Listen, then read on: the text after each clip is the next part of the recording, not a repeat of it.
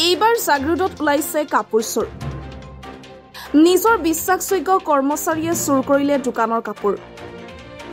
জাগৃতৰ পৰা চুৰি হোৱা বৃহৎ পৰিমাণৰ কাপোৰ ঢেকিয়াজুলিত উদ্ধাৰ কিছুদিন পূৰ্বে জাগৃতৰ হাৰিয়ানা ক্লথ ষ্টৰৰ পৰা চুৰি হৈছিল বৃহৎ পৰিমাণৰ পেণ্ডেলত ব্যৱহাৰ হোৱা কাপোৰ বিচাৰি হাহাকাৰ লাগি দোকানৰ স্বত্বাধিকাৰীৰ কাপোৰ নাই অৱশেষত জাগৃত থানাত অৱগত কৰিলে হাৰিয়ানা ক্লথ ষ্টৰৰ স্বত্বাধিকাৰী সঞ্জয় আগৰৱালাই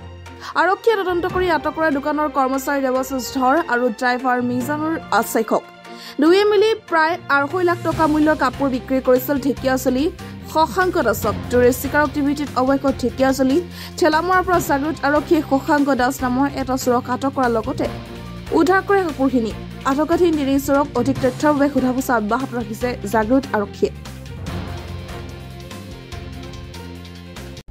মোৰ দোকানত যোৱাকালি দেৱাশিষ ধৰ আৰু মিজানুৰ ড্ৰাইভাৰ দুজনে মিলি কেনে মোৰ গোডাউনৰ পৰা এক গাড়ী কাপোৰ পেণ্ডেলৰ কাপোৰ চুৰি কৰিছে সেইটো আমি তদন্ত কৰোঁতে সাধাৰণতে তদন্ত কৰোঁতে আমি গম পাইছোঁ যে কাপোৰটো ঢেকিয়াজুলিত বিক্ৰী কৰিছে আজি ঢেকিয়াজুলিত গৈ সাধাৰণতে কাপোৰটো পাইছে আৰু আমি কাপোৰটো আনিলোঁ এতিয়া আৰু ইনভেষ্টিগেশ্যন চলি আছে বাকী কি হয় পিছত জানা যাব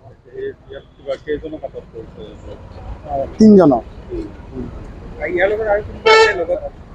লগত চাই আছোঁ দুই এটা গম পাইছোঁ যে মানুহ আছে কিন্তু এতিয়ালৈকে ঠিক নাম চাম আমি ধৰিব পৰা নাই কোন আছে চুৰি হোৱা মালখিনি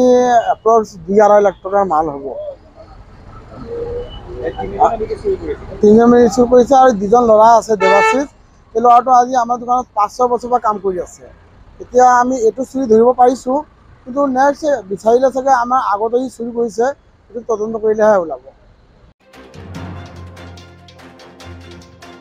নিউজ টেক্স ৰিপৰ্ট নতুন সংবাদ